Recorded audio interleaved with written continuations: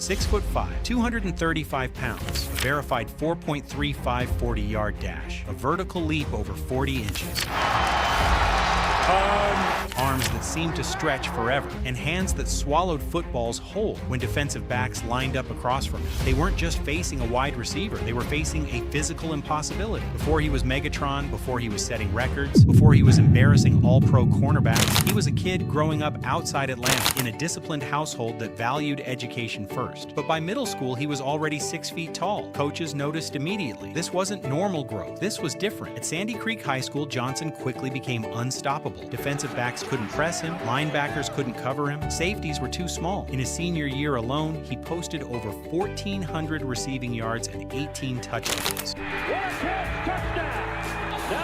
Recruiting analysts named him the best player in the state of Georgia in the class of 2004, and that state produces elite football talent every single year. Despite offers from powerhouse programs, Johnson committed to Georgia Tech. It wasn't flashy, it wasn't glamorous, but it was home, and it took about 2 games for the ACC to realize they had made a mistake letting him stay in-state. In just his second collegiate game, Johnson torched Clemson for 127 yards and 3 touchdowns. That wasn't a breakout, that was a statement. As a freshman, he won ACC Rookie of the Year with 837 yards and 7 touchdowns. As a sophomore, he repeated as first-team All-ACC, and then came his junior season in 2006.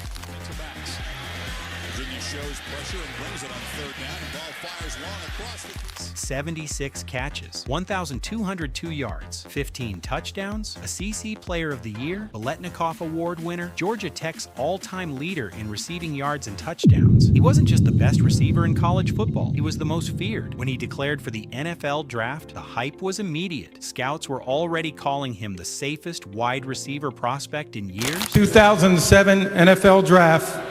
The Detroit Lions take wide receiver Calvin Johnson, Georgia Tech.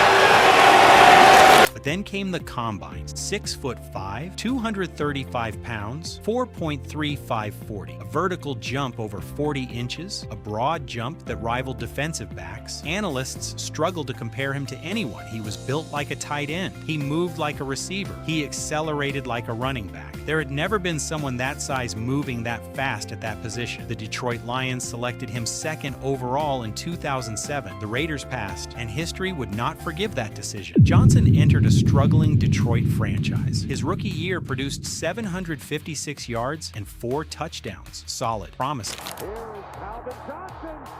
He's going. Calvin Johnson being taken. But in 2008, while the Lions went 0-16, Calvin Johnson exploded for 1,331 yards and 12 touchdowns. He led the NFC in touchdown catches on a winless team. He caught passes from 3 different quarterbacks. It did not matter. In 2009, the Lions drafted Matthew Stafford 1st overall. For the first time, Johnson had a quarterback with elite arm strength. Injuries delayed the connection, but when it clicked in 2011, the league had no answers. Johnson opened that season with 4 straight games of 2 touchdown catches. He finished with 1,681 yards and 16 touchdowns. In Week 15, he posted 214 yards. In Week 17, 244. In his first playoff game, 211 yards and 2 touchdowns. Over a 4-game stretch, he had 3 separate 200-yard games. That had never been done. Knocking on the door.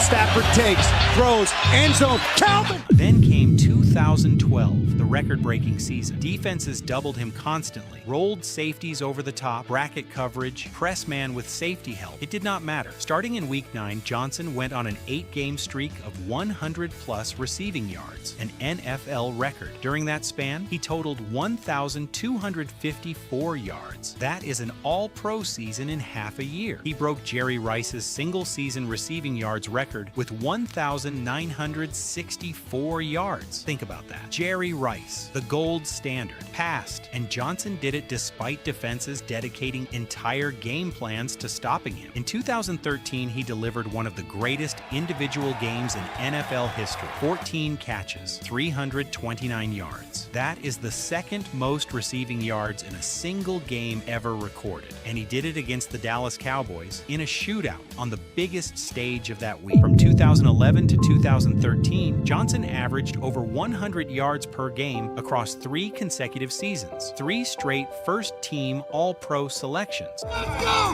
Let's go!